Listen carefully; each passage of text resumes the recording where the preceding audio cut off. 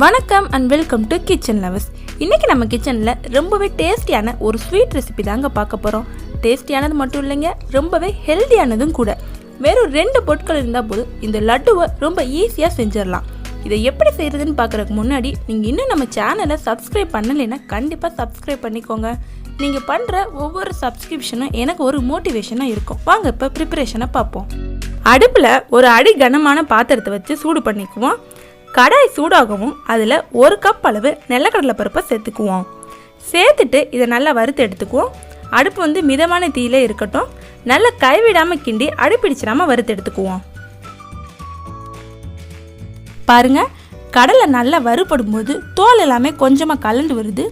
தொடர்ந்து வறுத்து கடலை நல்லா வறுபடவும் வேற ஒரு பாத்திரத்துக்கு மாற்றி ஆற வச்சுக்குவோம். நல்லா வறுத்தாச்சு. இப்போ இதை நம்ம ஆற வச்சுக்கலாம்.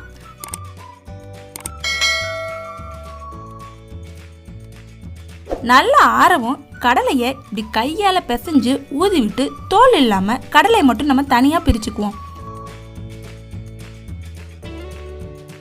பாருங்க, தோல் இல்லாமல் கடலையை பிரிச்சாச்சு. இப்போ இந்த பருப்பை ஒரு மிக்ஸி ஜாருக்கு மாற்றிக்குவோம். மாற்றிட்டு லைட்டாக கொரகொரப்பாக அரைச்சி எடுத்துக்குவோம். பாருங்க, இந்த அளவுக்கு அரைச்சா போதும்.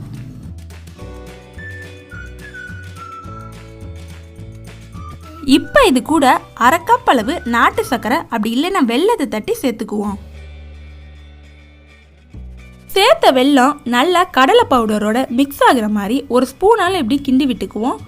கிண்டி விடாமல் அப்படியே அரைச்சிட்டோன்னா ஓரங்களில் இருக்க கடலை பவுடரோட சரியாக சர்க்கரை மிக்ஸ் ஆகாது. ஸோ நல்லா ஸ்பூனால் இப்படி மிக்ஸ் பண்ணி விட்டுடுவோம். இப்போ இதை மறுபடியும் நல்லா அரைச்சிக்குவோம்.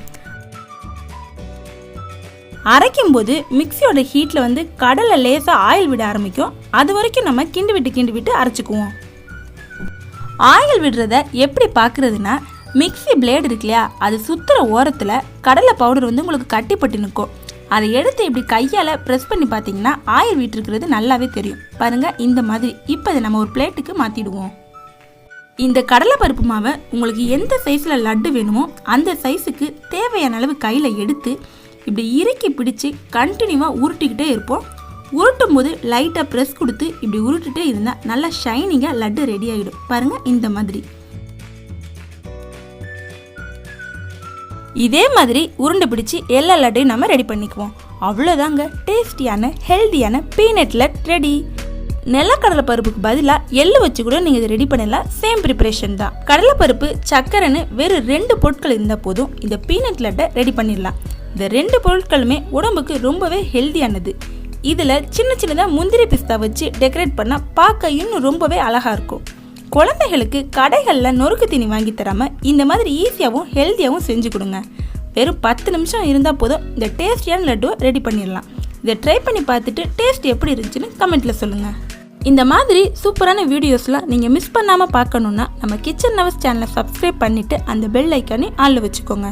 இந்த வீடியோ உங்களுக்கு பிடிச்சிருந்துச்சுன்னா மறக்காமல் ஒரு லைக்கை கொடுத்துட்டு உங்கள் ஃப்ரெண்ட்ஸ் அண்ட் ஃபேமிலியோட ஷேர் பண்ணுங்கள். இன்னொரு சூப்பரான வீடியோவில் பார்ப்போம். தேங்க்யூ.